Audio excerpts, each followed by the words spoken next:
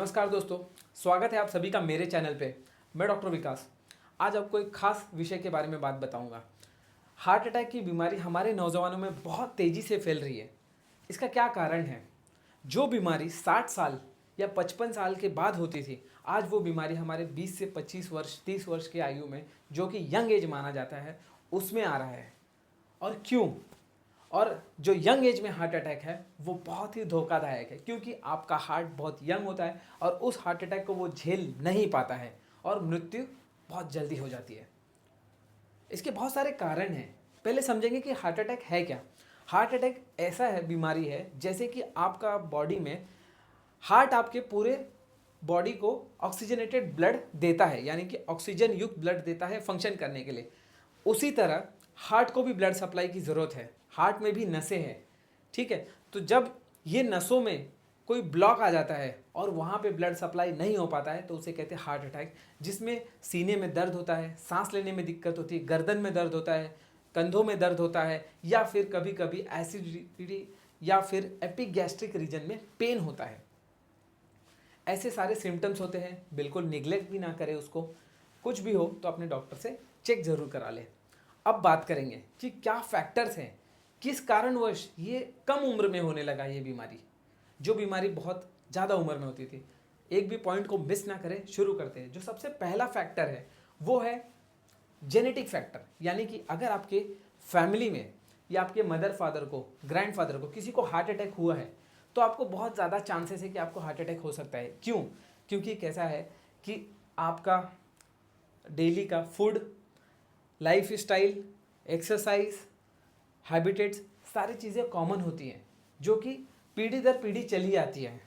तो इस वजह से जेनेटिकली हार्ट अटैक अगर किसी को फैमिली में है तो आपको सबसे पहले सावधान हो जाना है कि ये बीमारी अब आपको भी हो सकती है, क्योंकि कुछ तो कॉमन फैक्टर्स है जो हमेशा फॉलो होते रहेंगे, ट्रेडिशंस, ठीक है। इसीलिए अभी अगर किसी को फैमिली में हार्ट अटैक आए तो विशेष रूप से ध्यान दीजिए। High level of cholesterol, body में दो तरह के कोलेस्ट्रॉल होते हैं, एचडीएल और एलडीएल। तो जब एलडीएल की मात्रा बढ़ जाती है तो यहाँ पे नसों में ऐसे ब्लॉक हो जाते हैं। तो जब ये नसें ब्लॉक कर देती है वहाँ पे हार्ट का सप्लाई बंद हो जाता है। ये एलडीएल कोलेस्ट्रॉल आपकी हार्ट को जाने वाली ब्लड वेसल्स में ब्लॉक कर देते हैं। अब यहाँ पे जगह कम हो चुका है और हार्ट को ब्लड जाने में मुश्किल होगा और एक टाइम पे वो बंद हो जाएगा।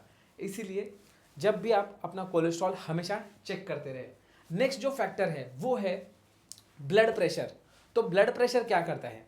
जब ब्लड प्रेशर ज़्यादा होगा तो ये आपके तीन चीज़ों को डैमेज करेगा, ब्रेन को, हार्ट को और किडनी को।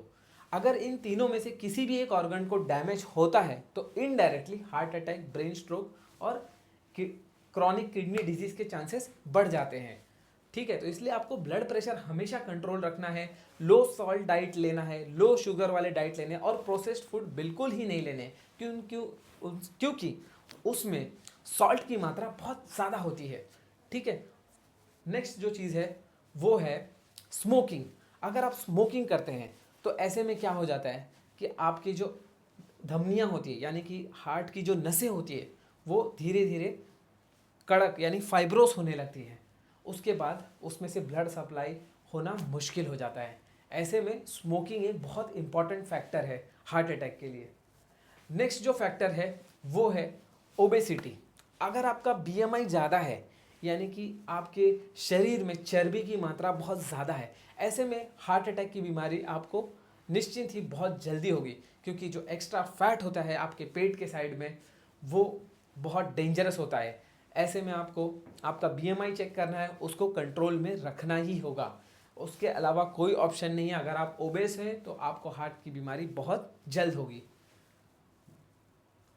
नेक्स्ट जो फैक्टर के बारे में बात करेंगे वो है डायबिटीज़। अब आप कहेंगे कि डायबिटीज़ से हार्ट का क्या संबंध है? बहुत संबंध है। डायबिटीज़ आपकी नसों को ख़राब करता है, आपकी हार्ट की जो ब्लड वेसल्स है उसको ख़राब करता है।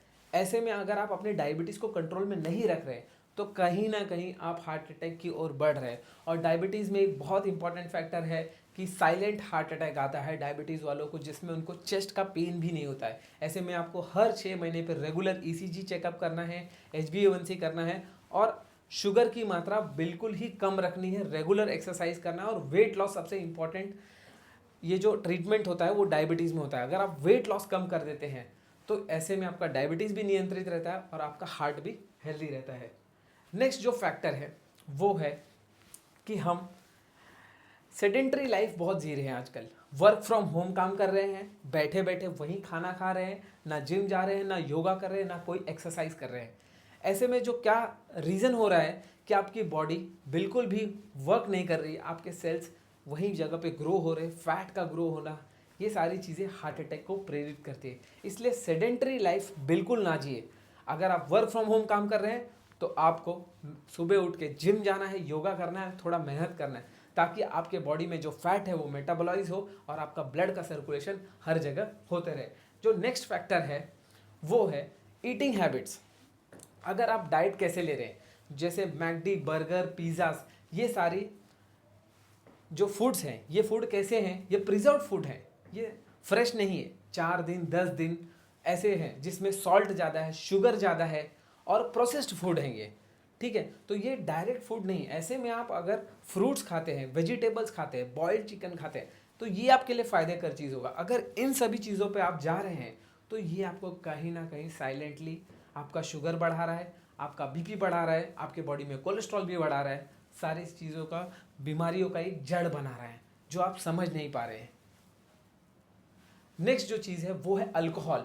आप कहेंगे कि अल्कोहल यानी शराब पीने से मुझे हार्ट अटैक कैसे होगा, बहुत बड़ा क्वेश्चन है। बट शराब पीने से आपका ब्लड प्रेशर ज़्यादा होगा। जब आपका ब्लड प्रेशर बढ़ेगा तो आपके हार्ट के ऊपर इनडायरेक्टली प्रेशर बढ़ता जाएगा। ऐसे में हार्ट बहुत बैलेंस्ड ऑर्गन है, ये तब तक काम करेगा जब तक इसके अंदर जान है।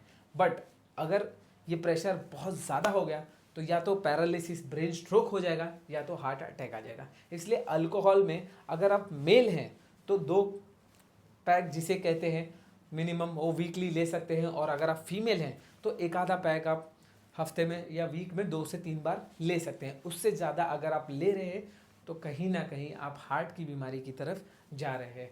नेक्स्ट जो चीज़ है वो है ड्रग्स, यानी कि आप कौन सी दवाइयाँ लेते हैं। कुछ ऐसे दवाइयाँ हैं, कोकीन या फिर ड्रग्स होते हैं, जिसके लेने के बाद आपकी हार्ट की रेट बढ़ जाती है और वो अनकंट्रोल्ड हो जाती है।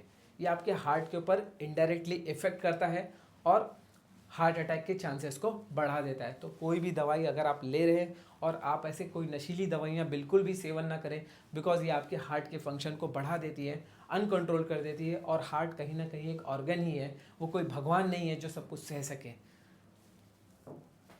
नेक्स्ट जो फैक्टर है वो है स्ट्रेस। अब आप कहेंगे कि स्ट्रेस से और हार्ट अटैक का क्या संबंध है, मैं योगा क्यों करूं, मैं एक्सरसाइज क्यों करूं। सबसे इंपॉर्टेंट बात, अगर आपके बॉडी में स्ट्रेस बढ़ेगा, ठीक है, तो बॉडी में बढ़ जाएगा एड्रेनलिन का सेक्रेशन, जिसे कहते हैं एड्रीनलिन। अब ये एड्रीनलिन का जब सेक्रेशन हाई हो जाएगा तो ऐसे में क्या होगा, आपका ब्लड प्रेशर बढ़ जाएगा।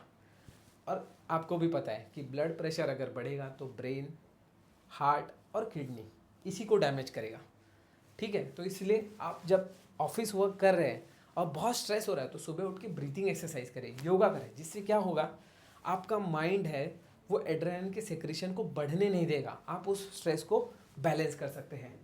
नेक्स्ट जो फैक्टर है वो है स्लीपिंग फैक्टर।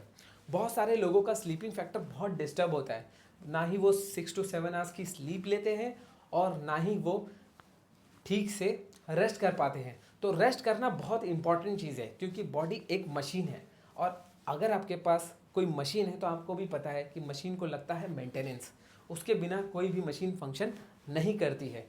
महीने में, 2 महीने में, 6 महीने में, साल में 2 बार ऐसे मेंटेनेंस लगता है। बट आपकी जो बॉडी है उसे रोज़ 6 घंटे का रेस्टिंग पीरियड चाहिए, जिससे वो अपने आप को मेंटेन रखे और अगले दिन उठ के फिर आप काम कर सके, ठीक है।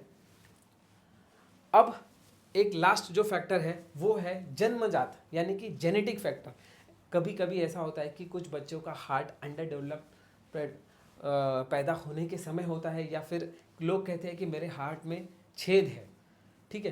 तो वो कंजेनाइटल फैक्टर से होता है जिसे हम कंट्रोल नहीं कर सकते। लेकिन जब बच्चा अपनी माँ के गर्भ में है तो बहुत सारे ऐसे टेस्ट आ गए हैं, टेक्नोलॉजी आ गई है कि आप किसी भी बीमारी को पहले ही पता कर सकते हैं।